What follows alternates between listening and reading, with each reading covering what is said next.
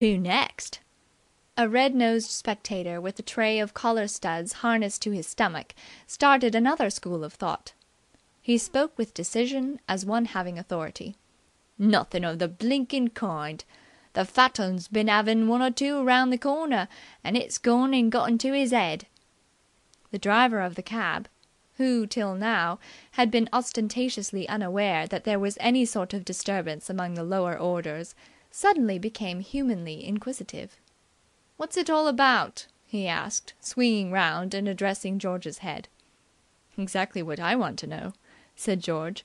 He indicated the collar-stud merchant. "The gentleman over there with the portable Woolworth bargain counter seems to me to have the best theory." The stout young man, whose peculiar behaviour had drawn all this flattering attention from the many-headed, and who appeared considerably ruffled by the publicity, had been puffing noisily during the foregoing conversation. Now, having recovered sufficient breath to resume the attack, he addressed himself to George once more. "Damn you, sir! Will you let me look inside that cab?" "Leave me," said George. "I would be alone." "There is a young lady in that cab. I saw her get in, and I have been watching ever since, and she has not got out, so she is there now." George nodded approval of this close reasoning. "Your argument seems to be without a flaw. But what then? We applaud the man of logic, but what of the man of action? What are you going to do about it?" "Get out of my way!" "I won't." "Then I'll force my way in." "If you try it, I shall infallibly bust you one on the jaw." The stout young man drew back a pace. "You can't do that sort of thing, you know." "I know I can't," said George, "but I shall. In this life, my dear sir, we must be prepared for every emergency. We must distinguish between the unusual and the impossible. It would be unusual for a comparative stranger to lean out of a cab window and sock you one, but you appear to have laid your plans on the assumption that it would be impossible. Let this be a lesson to you." "I tell you what it is." "The advice I give to every young man starting life is, never confuse the unusual with the impossible. Take the present case, for instance. If you had only realized the possibility of somebody some day busting you one on the jaw when you tried to get into a cab, you might have thought out dozens of crafty schemes for dealing with the matter. As it is, you are unprepared. The thing comes on you as a surprise. The whisper flies around the clubs. Poor old What's-his-name has been taken unawares. He cannot cope with the situation." The man with the collar studs made another diagnosis. He was seeing clearer and clearer into the thing every minute. "Looney," he decided. "This 'ere one's been mopping of it up, and the one in the cab's orf his bloomin' onion. That's why 'e's standin' up instead of settin'. 'E won't set down 'cept you bring 'im a bit o' toast, 'cos 'e thinks 'e's a poached egg." George beamed upon the intelligent fellow.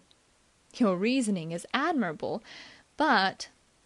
He broke off here, not because he had not more to say, but for the reason that the stout young man, now in quite a berserk frame of mind, had made a sudden spring at the cab door and clutched the handle, which he was about to wrench when George acted with all the promptitude and decision which had marked his behaviour from the start.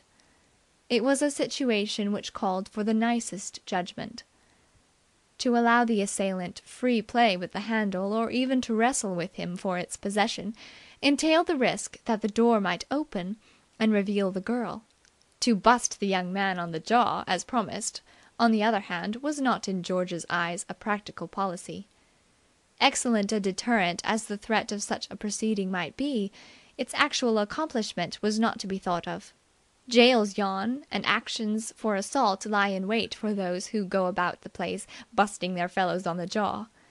No, something swift, something decided and immediate was indicated, but something that stopped short of technical battery. George brought his hand round with a sweep and knocked the stout young man's silk hat off. The effect was magical.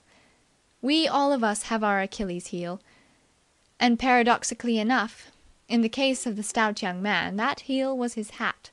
Superbly built by the only hatter in London who can construct a silk hat that is a silk hat, and freshly ironed by loving hands but a brief hour before at the only shaving parlour in London where ironing is ironing and not a brutal attack. It was his pride and joy. To lose it was like losing his trousers. It made him feel insufficiently clad.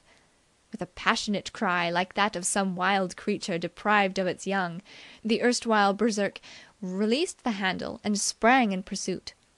At the same moment the traffic moved on again.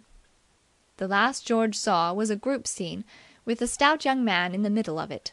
The hat had been popped up into the infield, where it had been caught by the messenger boy.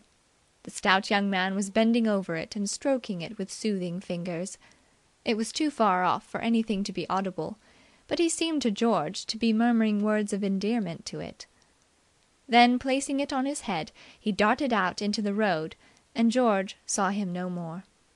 The audience remained motionless, staring at the spot where the incident had happened. They would continue to do this till the next policeman came along and moved them on.